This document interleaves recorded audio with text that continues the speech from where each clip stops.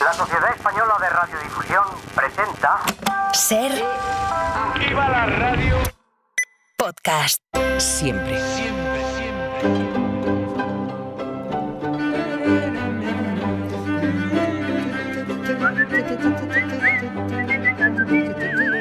Hace tiempo que no silbábamos. Nieves, buenas tardes. Hola, Carlos, Hola, ¿qué tal? ¿qué Buenas tal? tardes. Oye, como yo sé que los oyentes de La Ventana, y en especial los de Esta Acontece que no es poco, tienen buena memoria, me permito recordarles un episodio que narraste hace pocos días, cuando Gil Robles, el líder de la CEDA, la Confederación de Derechas, en el año 33, ya advirtió en un meeting de que su objetivo no era la democracia, que había elecciones, sí, que se iba a votar, pero que si el Parlamento que salía de esas votaciones no atendía a lo que ellos querían, pues que se cargarían el Parlamento, como así hicieron solo 3 años después con el golpe de Estado de Franco. Quien avisa no es traidor. Vale. Exactamente. Los oyentes se acuerdan de esto, ¿verdad? Vale, pues hoy más o menos lo mismo, pero en Italia. 24 de octubre, tal día como hoy, de 1922. Tal que mañana. Tal día, tal que mañana, efectivamente. Ya no sé ni en qué día vivo. Hoy es miércoles 23, mañana 24. Sí. Vamos corriendo a toda leche. Tal día como mañana. Pero venga. sí, pero es tal día como mañana, pero la historia empieza hoy. La bonita historia de cómo Italia se transformó de monarquía parlamentaria en dictadura fascista empieza hoy. Y digo empieza porque es una historia demasiado jugosa como para acabarla hoy mismo, y como los acontecimientos para el inicio de esta transformación se produjeron en la última semana de octubre de 1922, pues vamos a poder seguir el hilo sin salirnos de las fechas. Italia pasó de monarquía parlamentaria a dictadura fascista gracias al rey, gracias a Víctor Manuel III, que apoyó al golpista Mussolini y le puso al frente del gobierno para que hiciera pues lo que hacen los fascistas: empezar con cara de demócrata y luego quitarse la careta y que se vea su verdadera cara de dictador. Los fascistas, insistimos siempre, y yo hasta que se me seque la boca y me da igual que me llamen cansina, solo ingresan en las instituciones democráticas para reventarlas desde dentro. También decimos siempre que los mayores antidemócratas son los reyes, en Italia, en Grecia y en España, porque ellos van a la suya. Si defienden una democracia no es porque sean demócratas, es absolutamente absurdo e imposible que un rey sea demócrata si solo está ahí por su cara bonita. Esto es de cajón. Están ahí y defienden la democracia porque la democracia les tiene asegurada su poltrona. Si esa misma poltrona se la asegura el fascismo, a tomar viento en la democracia, miel sobre hojuelas, porque un rey siempre, y está demostrado, está más cerca del totalitarismo que de la democracia. Se han dado casos, efectivamente. En este caso se ha demostrado absolutamente siempre. En España tenemos además pruebas de sobra. Alfonso XIII, Juan de Borbón, que no fue rey pero se quedó con las ganas, Juan Carlos, al lado del totalitarismo, siempre del lado de estos tres siempre del lado de los dictadores fascistas. Y Felipe VI viene de donde viene, se pongan como se pongan. Pero hoy vamos a la prueba que dio el rey de Italia, Víctor Manuel III. El 24 de octubre de 1922, el líder del partido fascista, Benito Mussolini, le lanzó una amenaza durante un mitin en Nápoles: o nos dan el gobierno o iremos a Roma a tomarlo.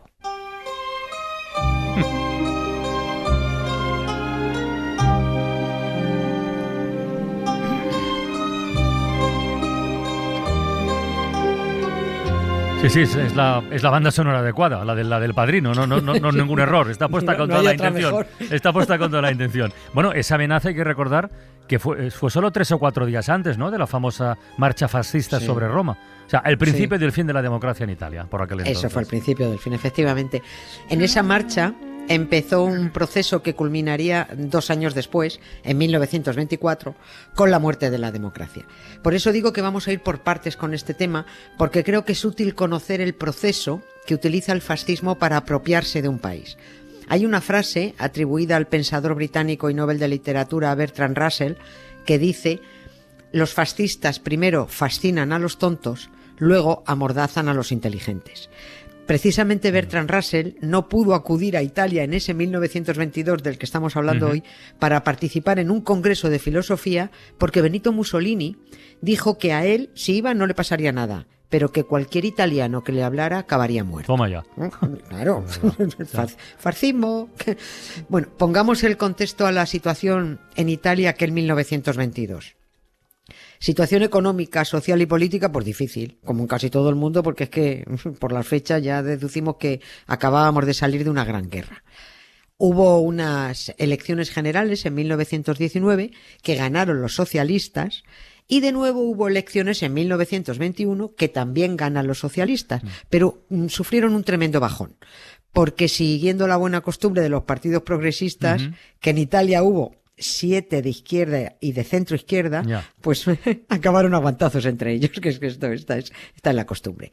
Y el más dañino de todos aquellos progresistas fue un tipo llamado Giovanni Giolitti, que para situarlo fácil, pues mira, solo decir que era el Felipe González de Italia. Ah, bueno. Sí, el papel de este tipo fue tan importante como desastroso. Pero ¿por qué lo de Felipe González? Porque este hombre también, a ver, ¿cómo lo decimos esto? ¿Sufrió algún cambio profundo de principios ideológicos? No sé, tuvo una revelación, el italiano, bueno, digo, ¿eh? Sí, sí, bueno, el otro también. A ver. Yo no sé si más, no puedo asegurarlo porque no lo puedo saber, si más que cambiar, puede que dejen ver lo que eran de verdad y habían estado disimulando, no lo puedo saber, no lo sé.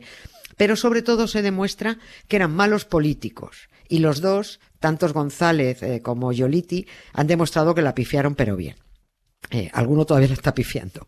Giovanni Giolitti fue el líder del partido Izquierda Histórica. Luego se hizo de centro derecha y enseguida se pasó a la derecha pura y dura, es decir, a la ultraderecha. Este desorientado, que no tiene otro nombre, apostó, siendo primer ministro en aquella etapa que transmutó a liberal, él apostó por contemporizar con la extrema derecha fascista, porque dijo, a ver, si les pasamos el balón, buena intención parece que tenía, si les pasamos el balón, si les dejamos que jueguen el partido de la democracia, los asimilamos, lo mismo se moderan. Cuando ya está demostrado que si juegas al fútbol con fascistas, le pegan un tiro al árbitro, les rompen las piernas a los del equipo contrario y se quedan con el balón. Eso es lo que hacen siempre. Y eso ocurrió. En las elecciones generales de Italia de 1921, el tal Giovanni Giolitti dejó de ser de centro derecha y se presentó encabezando una coalición llamada Bloques Nacionales, donde estaban los fascistas de Mussolini y los nacionalistas. A este hombre, ¿qué le pasó en la cabeza? No me digas tú. Pero bueno, pero el caso es que pese a todo, estos bloques nacionales no pudieron formar gobierno. ¿Y qué le pasa a la ultraderecha, como bien has recordado al principio, cuando se presenta a unas elecciones y no gobierna? Pues que se enfada mucho y decide tomar el gobierno por la fuerza. Y así es como Mussolini decide organizar la marcha sobre Roma y suelta que el 24 de octubre de 1922, en un mitin en Nápoles, o nos dan el gobierno o iremos a Roma a tomarlo. Pero aquella marcha, aunque fueran muchos, era una parada de fantoches que se podría haber frenado. Como la definió alguien, en realidad la marcha sobre Roma fue un bluff, un total bluff. Y la amenaza de Mussolini, más que amenaza, era un tanteo. A ver por dónde respiraba el rey Víctor Manuel.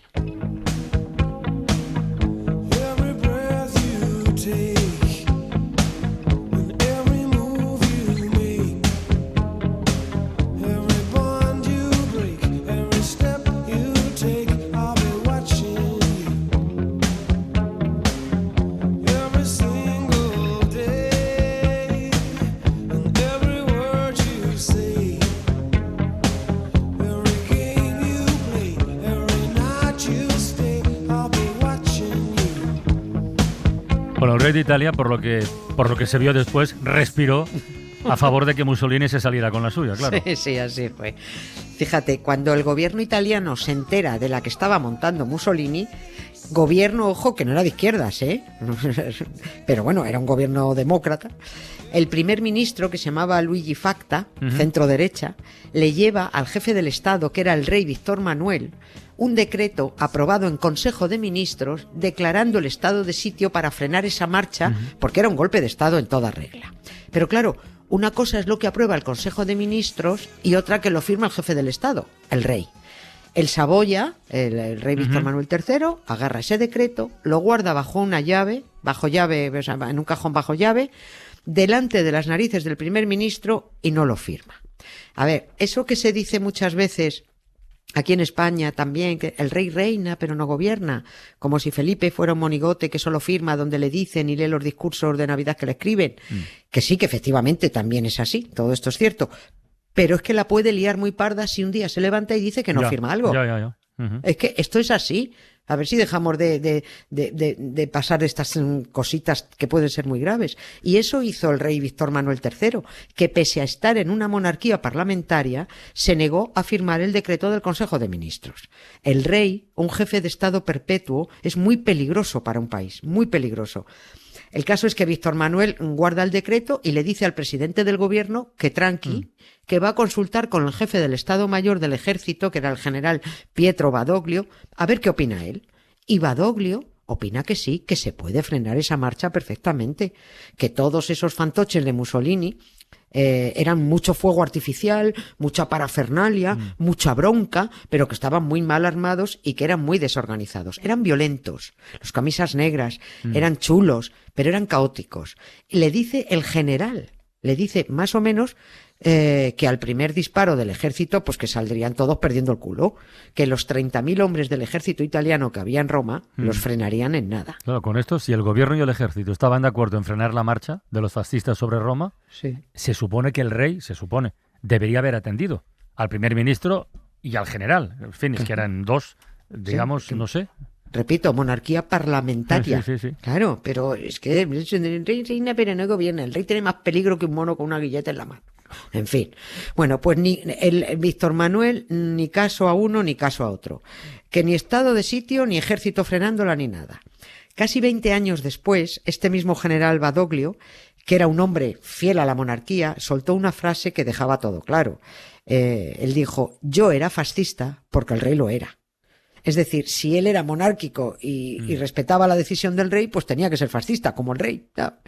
¿Y por qué el rey de Italia dejó pasar a Mussolini y sus violentos camisas negras? Pues por lo que he dicho al principio, porque un rey se hace el demócrata mientras la democracia le asegura el trono. Pero si ese trono se lo mantiene el fascismo, a la porra la democracia. Fíjate, quedamos en que el 24 de octubre es ese día de la amenaza tanteo de Mussolini. El tanteo, Sí, ¿no? Sí. en su mitin de Nápoles. Los matones camisas negras empiezan a organizarse el día 26 en columnas para entrar en Roma. Y en la madrugada del 27 todos se detienen a las puertas de la ciudad a la espera de la orden de Mussolini. Y Mussolini, a su vez, a la espera de un mensaje del rey para saber por dónde respiraba. Y el rey, además de negarse a declarar el estado de sitio, además de negar el permiso al ejército para que interviniera, se entera de que Mussolini le ha prometido a un primo del rey, a otro Saboya, un tipo que se llamaba Manuel Filiberto, le ha prometido el trono de Italia si Víctor Manuel no atiende las razones fascistas. Así que dice Víctor Manuel, a ver, si el bueno de Benito me mantiene en el trono, pues yo apoyo a Benito. Y le dice, oye, Benito, que sí, que lo que tú quieras. Consumado el golpe de Estado gracias al rey. A todo que sí. A todo que sí.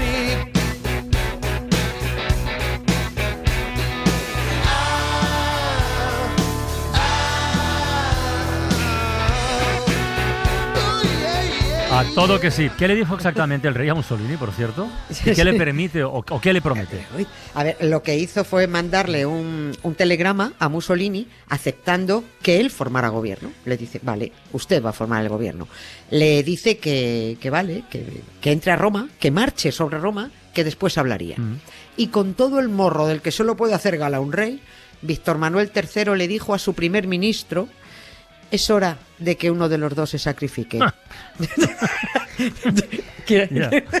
Sorpresa, ¿quién se sacrificó? Efectivamente, le tocó dimitir al primer ministro aquel 27 de octubre. Mussolini entró en Roma 3 días después, la marcha se produjo el 28, pero él entró 3 días después, con el telegrama del rey en el bolsillo y con un gobierno dimitido. La excusa de Víctor Manuel III para darle el poder a Mussolini fue, dijo él, evitar todo enfrentamiento, porque dijo que después de un estado de sitio es que solo podía venir la guerra civil. Pero eso era solo, una excusa si hacemos caso a los historiadores no fascistas, claro, que están de acuerdo en que la marcha sobre Roma era pura apariencia, fue una gran pantomima de 50.000 o 70.000 personas, porque bailan también las cifras. Solo para situarnos, porque los tenemos, puede que lo tengamos en la cabeza, la manifestación de 2023 contra Ayuso en defensa de la sanidad reunió a 250.000 personas en Madrid. Ya. Según el cálculo más bajo. No estoy hablando de lo que dijeron los organizadores, sino el cálculo más bajo. Y bueno, pues para que se vea que no eran tantos. Bueno, pues pero aquí vamos a colgar el cartel de continuará el 28 de octubre con la marcha y sus consecuencias. Porque Mussolini se disfrazó de demócrata, entró y reventó la democracia desde dentro. Oye, y en este continuará, yo quiero saber qué pintaba Felipe González en todo esto, porque me he perdido ya en el relato. Con lo que has dicho antes del Giolitti y Felipe, que el Felipe González es italiano, ya en el continuará ya nos lo cuentas. ¿Vale? No, simplemente que pues eso, que cambian, que tienen una revelación y cambian. Vale. Yo me he asustado, digo, no sé dónde llegamos con esto. No, es que Giolitti pasó de una izquierda histórica a de repente contemporizar con el fascismo y decir, hombre, que la extrema derecha no es tan mala. Pues más o menos lo mismo, ¿no? Bueno, continuará. No hace falta estar de acuerdo conmigo. Solo yo estoy de acuerdo conmigo. Stamattina mi sono alzato, oh bella ciao, bella ciao, bella ciao, ciao, ciao. Stamattina mi sono alzato e ho trovato l'invaso. Acontece que no es poco, con debate incluido. Un beso, Nieves. Otro para ti. Venga, gracias. chao. Bella ciao, bella ciao, bella ciao, ciao, ciao. Para no perderte ningún episodio, síguenos en la aplicación o la web de la SER, Podium Podcast o tu plataforma de audio favorita.